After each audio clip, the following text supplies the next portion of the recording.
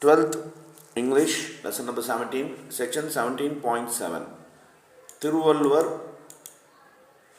the Kabir and Thiruvalluvar lesson வந்து பார்க்குறோம். First, transliteration. कबीरा खारा बाजार में मांगे सबकी खैर, ना कहू से दोस्ती ना कहू से बैर. இதோட translation என்ன? Kabira stands in the marketplace, wishing well for all, neither seeking friendship nor holding enmity towards anyone. So Kabir அவர் பார்த்தீங்கன்னாக்கா ஒரு மார்க்கெட்டில் நின்றுட்டு எல்லாரும் நல்லா இருக்கணும் அப்படின்ட்டு விரும்புகிறாரு, வேண்டிக்கிறாரு. யாருக்கும் பார்த்தீங்கன்னாக்கா அவர் எதிரியும் இல்லை, யாருக்கும் அவர் வந்து ஃப்ரெண்டாகவும் இல்லை, அப்படி எதிர்பார்க்கல அப்படிங்கிறாரு. In this couplet, Kabir conveys message of equanimity, impartiality and compassion for all beings. Kabir describes himself standing in the marketplace, a place of diverse interaction and exchange.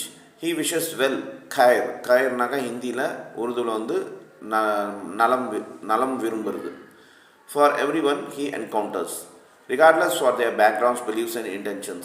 His intention is to bless and wish good for all without any bias and discrimination. The next two lines emphasize Kabir's stance on human relationships. He says he doesn't seek friendship. They say dostina Hindi la friendship from anyone, nor does the harbor enmity, buyer towards anyone. So அவர் யார்ட்டேருந்து ஃப்ரெண்ட்ஷிப்பும் எதிர்பார்க்கல, யார்ட்டேருந்து எனிமிட்டியாகவும் எதிர்பார்க்கல. This means Kabir does not differentiate people between based on personal likes, dislikes. He doesn't establish relationship driven by personal gain or grudges. So இந்த இடத்துல கபீர் வந்து market place இருக்கார், அவர் எல்லோரும் நல்லா இருக்கணும் அப்படின்ட்டு வேண்டிக்கிறாரு. அதே மாதிரி பார்த்தீங்கன்னாக்கா அவருக்கு யாரும் எனிமியும் கிடையாது, யாரும் ஃப்ரெண்ட்ஷிப்பும் இல்லை, அந்த மாதிரி ஒரு நியூட்ரலான விஷயமாக அவர் வந்து யோசிக்கிறாரு. The couplet embodies Kabir's philosophy of treating everyone with an open heart without any prejudice. It reflects his message of universal love, compassion and acceptance. Kabir's position in the marketplace symbolizes his presence in the world, interacting with people from all walks of life and yet holding a neutral and loving attitude towards all. So இந்த இடத்துல கபீர் வந்து அவரோட என்ன ஒரு mind set தெரியுதுனாக்கா, அவர் எல்லா மக்களும் நல்லா இருக்கும்னு நினைக்கிறாரு. அவர் எந்த ஒரு வேறுபாடு வித்தியாசத்தை பார்க்கல, அதாட்டம் அவர் நியூட்ரலாக இருக்கார். எல்லாத்தோட அவரோட ஆட்டிடியூட் பார்த்தீங்கன்னா லவ்விங்காகவும் நியூட்ரலாகவும் இருக்குது. எல்லா ஹியூமன் பீயிங்ஸ் கூடயும் எல்லா லைஃப் கூடயும் அவர் யார் செஞ்சுக்கிறாரோ எல்லாத்தையும் ஒரே மாதிரி தான் ட்ரீட் பண்ணுறாருங்கிறது நம்மளால் பார்க்க முடியுது. Next section 17.1.8 transliteration. போத்தி पढ़कर जग मुआ, पंडित भयो न कोई, दही आकार प्रेम के, जो पढ़े सो पंडित होए. So, reading books and sculptures, the world dies. No one becomes a sage. The essence of the love is found in 2.5 letters. One who reads it becomes wise. So இந்த இடத்துல பார்த்தீங்கன்னாக்கா அவர் ஒரு விஷயம் சொல்கிறாரு. யார் யார் படிக்கிறாங்களோ இல்லை ரொம்ப படிக்கிறாங்களோ அவங்கெல்லாம் பார்த்திங்கனாக்கா முழுமை அடையிறதில்ல வாழ்க்கையில். அதே ஆட்டம் பார்த்திங்கனாக்கா இந்த வாழ்க்கை பார்த்திங்கனாக்கா 2 வார்த்தைகள் முடியுது அப்படிங்கிறாரு. அது என்னன்னு பார்ப்போம். Kabir emphasized the true wisdom of realization do not come from mere bookish knowledge. So books நிறையா படிக்கிறதுனால மட்டும், டிகிரி நிறையா வாங்குறதுனால மட்டும் எல்லாத்துக்கும் நாலேஜ் வந்துன்னு அர்த்தம் கிடையாதுன்னு அப்படின்னு சொல்கிறாரு. Reading numerous scriptures and texts does not make one wise and enlightened. The true essence of the spiritual and understanding lies in the experience of the love and devotion represented by the phrase 2.5 letters, referring to the word prem, that means love in Hindi. Those who understand the depth of the love and cultivate it in their hearts are the one who attain true wisdom. So எவ்வளோ தான் degree வாங்கியிருந்தாலும், என்ன தான் படிச்சிருந்தாலும், அதெல்லாமே ஞானம் அடையிறதுக்கு படிப்புங்கிறது ஒரு விஷயம் கிடையாது. அதெல்லாம் சம்மந்தமே இல்லை. யார் வந்து இந்த உண்மையான அன்பை புரிஞ்சிக்கிறாங்களோ, சின்ன வார்த்தை அன்புங்கிறது சின்ன வார்த்தை, அது புரிஞ்சிக்கிறாங்களோ அவங்க தான் பார்த்திங்கனாக்கா ஒரு ட்ரூ விஸ்டமாக அட்டைன் பண்ணுறாங்க அப்படின்னு சொல்கிறாங்க. This couplet underscores the importance of experiential knowledge, particularly the knowledge gained through the practice of love and compassion, and opposes the superficial knowledge acquired by reading books without genuine understanding. It reflects Kabir's emphasis on the spiritual and experimental dimensions of learning. So இந்த இடத்துல நாலேஜுங்கிறது எக்ஸ்பீரியன்ஸ்னால தான் வந்திருக்கு. எக்ஸ்பீரியன்ஸ்னால தான் ஒரு நாலேஜை கற்றுக்க முடியும், ஞானத்தை கற்றுக்க முடியும் அப்படின்னு சொல்கிறாரு. அதே மாதிரி பார்த்தீங்கன்னாக்கா சும்மா இந்த புக்கை படிக்கிறதுனால அந்த சூப்பர்ஃபிஷியல் பிலீஃப்ஸு ஜென்யூனான அண்டர்ஸ்டாண்டிங் இருக்காது. புக்கை படிக்கிறதுனால ஜென்யூனான அண்டர்ஸ்டாண்டிங்லாம் இருக்காது.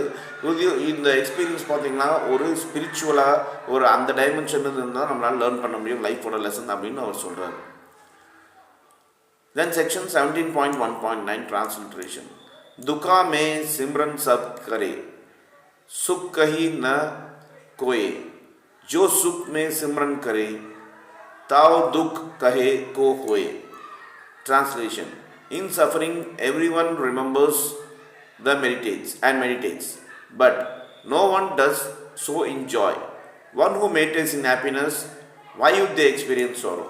ஸோ இந்த இடத்துல என்ன சொல்கிறாங்கன்னா, மெடிடேட்டுங்கிறது ப்ரேயர்னு கூட சொல்லிக்கலாம்.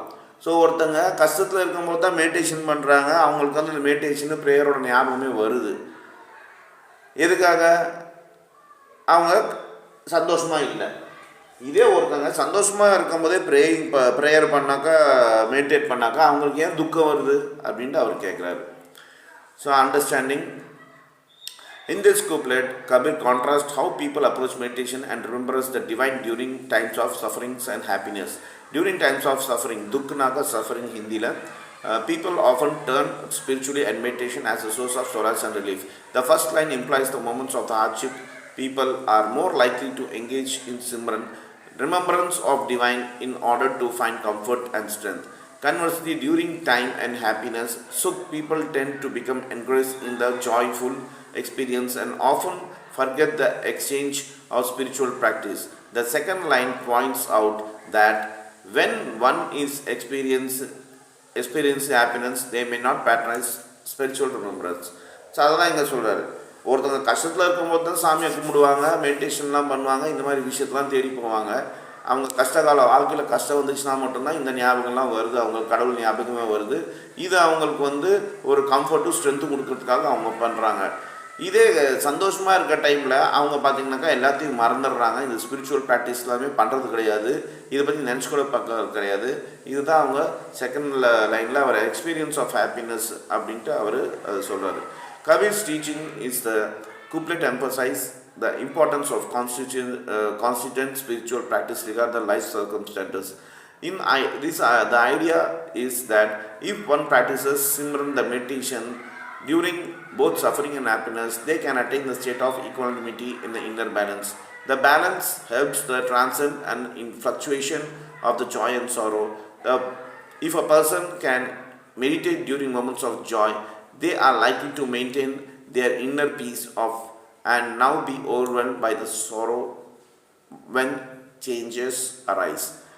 So in the fluctuation, அதாவது என்ன சொல்கிறாங்கனாக்கா, இந்த சந்தோஷமாக இருந்தாலும் சரி துக்கமாக இருந்தாலும் சரி நம்ம ஒரே மாதிரி வந்து ட்ரீட் பண்ணணும் லைஃப்பை. ஸோ இந்த இன்னர் பேலன்ஸ், இதுதான் இன்னர் பேலன்ஸ்னு சொல்லுவாங்க, ஈக்வானிமிட்டின்னு சொல்லுவாங்க. நமக்குள்ளே அது இருந்தோம்னாக்கா நம்ம வந்து எந்த ஒரு சேலஞ்ச் இருந்தாலும் நம்ம ஒரே மாதிரி அதை எடுத்துகிட்டு போயிடுவோம். அதுதான் ஞானம் அப்படிங்கிற மாதிரி இந்த இடத்துல அவர் சொல்கிறார். Then section 17.1.10 transliteration. अकात कहानी प्रेम की कुछ कही न जाए, गूंगे केरी सरकार बाइते मुस्काए. ஸோ இந்த டிரான்ஸ்லேஷன் என்ன சொல்கிறாங்கன்னாக்கா, the untellable tale of love, words fall short to express. A mute person eating a raw mango smiles. என்ன அண்டர்ஸ்டாண்டிங் பார்க்கலாம். In this couplet, Kabir is describing the ineffable nature of divine love. He suggests that the depth and the intensity of love are so profound that they cannot be adequately described through words or narratives. The Akat Kahani, untellable tale of love, refers to the spiritual experience of the transcendent verbal communication. So இந்த இடத்துல வந்து divine love பற்றி சொல்கிறாரு. அதாவது உண்மையான ஒரு பாசத்தை பற்றி, அன்பை பற்றி இந்த இடத்துல அவர் சொல்கிறாரு, அவரோட நேச்சரை சொல்கிறாரு.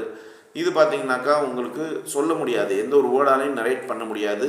இந்த நிறைய சொல்ல முடியாத கதைகள், சொல்லப்படாத கதைகள்லாம் இருக்குது அப்படின்னு சொல்கிறாங்க. இந்த உண்மையான பியூரான ஒரு அன்பு, லவ் அப்படின்னு சொல்கிறாங்க. The second part of the couplet uses the metaphors. Kabir describes a mute person, a person who cannot speak, eating a raw mango.